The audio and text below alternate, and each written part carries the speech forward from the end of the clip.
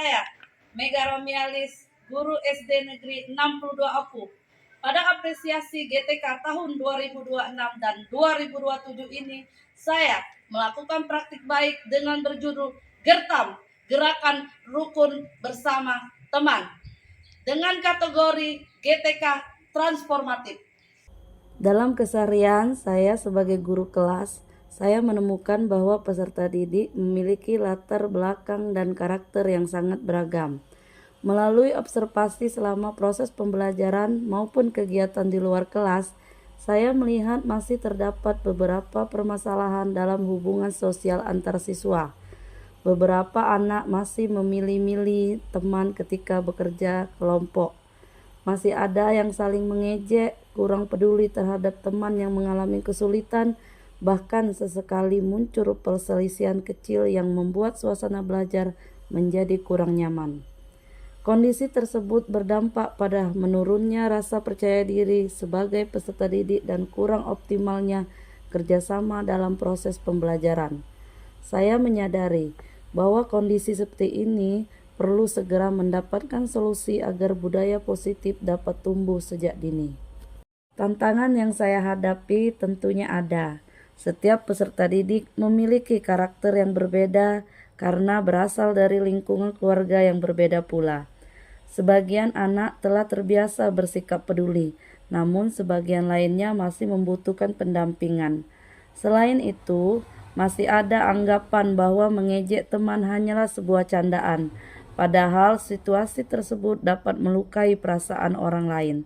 Di sisi lain, guru juga harus menyelesaikan target pembelajaran sehingga pendidikan karakter seringkali belum mendapatkan porsi yang maksimal apabila tidak diintegrasikan dalam kegiatan belajar sehari-hari. Oleh karena itu, saya membutuhkan sebuah program yang sederhana, mudah diterapkan, menyenangkan, namun mampu membentuk kebiasaan positif secara berkelanjutan. Dari kebutuhan tersebut lahirlah program Gertam, Gerakan Rukun Sama Teman. Program ini saya laksanakan secara konsisten melalui beberapa kegiatan sederhana. Pertama, saya mengajak peserta didik membuat deklarasi Gertam, yaitu komitmen bersama untuk saling menghargai, tidak mengejek, saling membantu, menghormati pendapat teman, serta membiasakan meminta maaf dan memaafkan. Kedua, kami membiasakan salam rukun setiap pagi melalui budaya senyum, salam, sapa, dan berjabat tangan.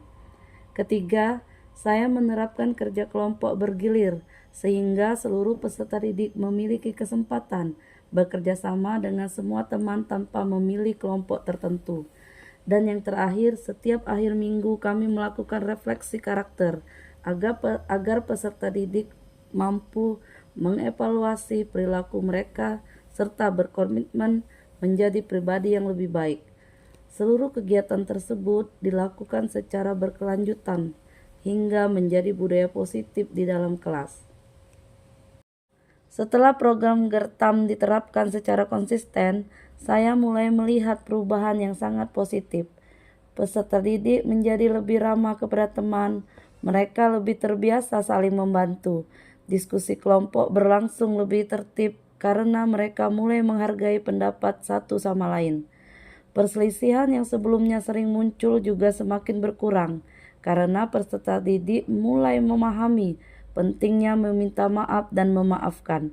Suasana kelas menjadi lebih nyaman, lebih kondusif, dan pembelajaran berlangsung lebih menyenangkan. Sebagai guru, saya belajar bahwa pendidikan karakter tidak cukup hanya melalui nasihat. Karakter akan tumbuh melalui pembiasaan yang dilakukan setiap hari, didukung keteladanan guru, serta lingkungan belajar yang positif. Perubahan memang membutuhkan proses, namun ketika dilakukan secara konsisten, hasilnya akan sangat berarti bagi perkembangan peserta didik.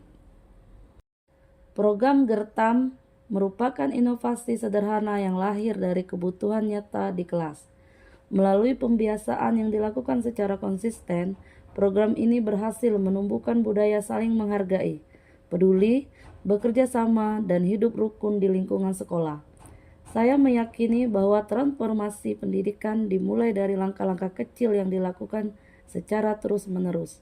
Semoga praktik baik ini dapat menjadi inspirasi bagi guru-guru lainnya untuk terus berinovasi dalam menghadirkan pembelajaran yang berpusat pada peserta didik sekaligus memperkuat pendidikan karakter demi mewujudkan Indonesia Emas 2045.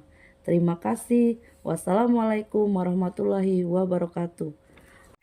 Berbeda bukan alasan untuk bermusuhan, melainkan kesempatan untuk saling melengkapi. Dari itu kita harus rukun sama